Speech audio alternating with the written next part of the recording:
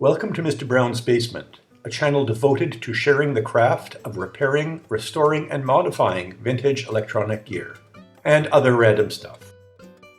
About a month ago, I reviewed an Orico mini dock and stand for the M4 Mac Mini. It was a budget-priced offering from Orico, and while it was an okay product, it had some flaws that made it a poor fit for my needs. That particular model VSE, had very few ports and wouldn't give me the flexibility to put the Mac Mini the way I wanted it, with the power button up. It was also a 10 gigabit per second unit, and while that wasn't a deal breaker in itself, its speed did not distinguish it. After I reviewed it, I decided to check out if Orico had another mini dock and stand with more features. Not only did they, but the price at the time was very attractive. I ordered it directly from Orico and not through Amazon. So while Orico sent me the first one at no cost if I would review it, this one I bought with my own money, and I'm reviewing it because I want to, not because I have to. Before going any further, this is also a 10 gigabit per second unit. Everyone, including me, will say they want faster ports to go with the M4 Mac Mini and its stunningly fast Thunderbolt 5 ports. But the reality is, depending on how you're using it, it may not matter much, or at all.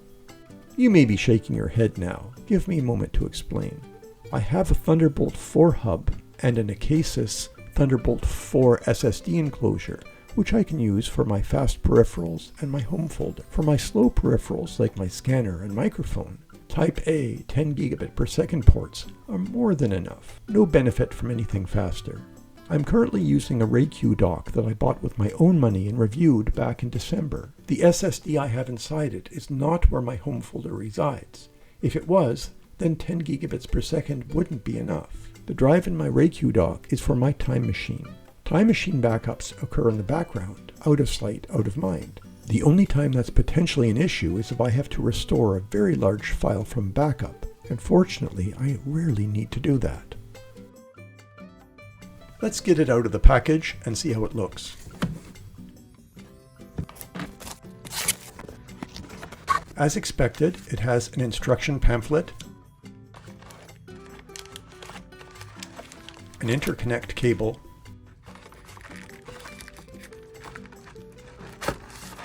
the dock itself,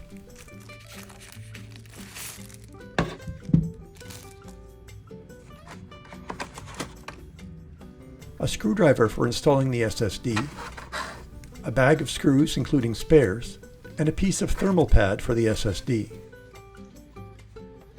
On one side it has the 10 gigabit per second USB-C and USB-A ports, the low speed 5 gigabits per second USB-A port, and the SD and micro SD slots. The other side has the power delivery USB-C port, the interconnection port, one 5 gigabit per second USB-A port, HDMI, and Ethernet. The bottom has the compartment for the SSD.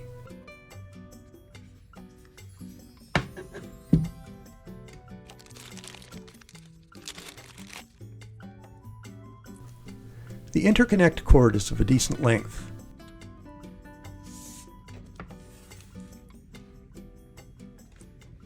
This is how long the interconnect cord was that came with the other Orico dock, and why it's so limiting. I think it's a joke that they would provide such a short cord with a dock, and I'm glad they didn't do it with this model. This is my current setup with the Raycue dock under the Mac Mini. I'm going to unplug it and get it out of the way, then I'm going to put the Orico dock in its place.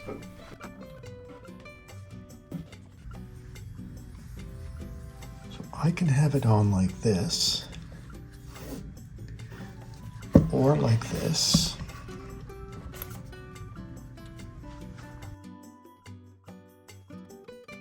or like this, or like this. Lots of choices. And the way I want to have it is with the power button right there. I want to have that up.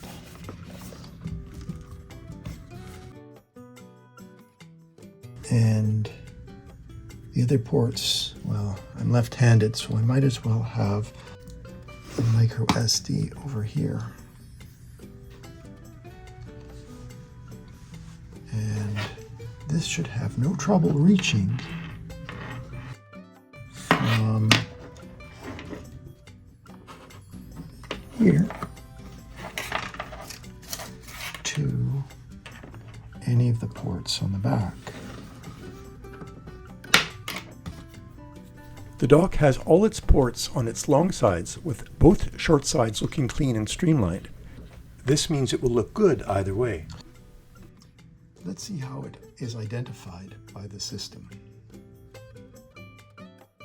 Orico built this dock around Realtek semiconductor silicon. Let's test this thing for speed. I have a very fast SSD for testing, and it won't limit the speed of the test.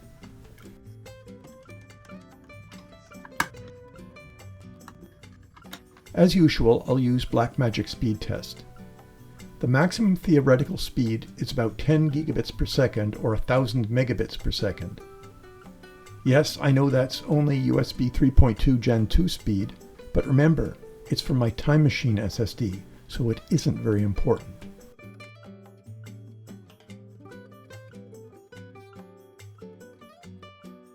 You're thinking, okay Brown, what do these numbers mean?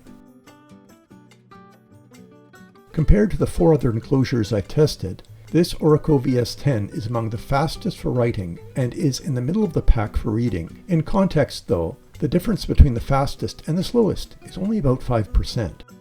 The other thing I need to know is whether this dock interferes with my Wi-Fi. Many of the first generation of docks for the M4 Mac Mini seriously interfered with Wi-Fi, and no review would be complete without answering that question. I'm going to use speedtest.net to find out. Here's the test run with the Orico VS10 connected. Now I'm running it again without the dock connected, leaving the Mac Mini in the same vertical orientation. The results? I'm getting a negligible difference on download speeds and a small difference on upload speeds. I'd have to run these tests many times to see whether this is just a fluke or if it's real. My gut feeling from using it? There's no discernible difference. So far I've been comparing docks to my Raycue dock, and each one has come up short until now.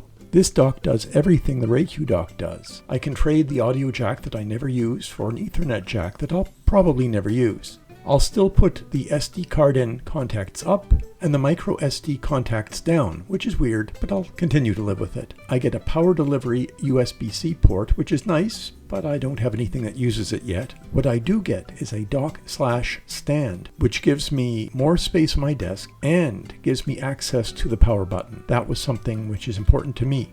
Yes, I wish it had faster ports, and more of them, and maybe a second SSD bay, but for what I paid for it, I'm not complaining. Am I looking for something better? Of course.